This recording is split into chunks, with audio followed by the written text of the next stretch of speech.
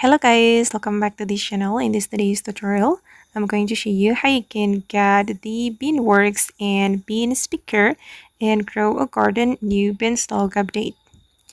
Okay, let's get into it guys. If you want to get all these items, you need to join the grow a garden game, and then you can go to this area.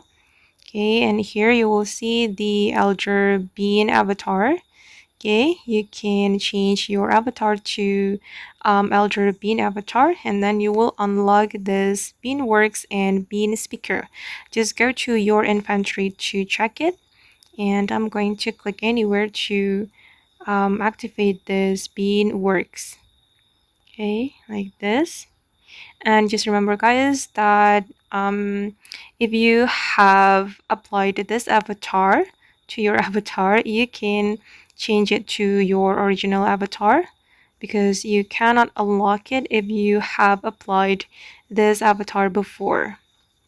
Okay, and remember that this item will disappear after you leave the game. Okay guys, and that's all the tutorial for today. Hope this video will be useful for you. Thank you so much for watching, and bye.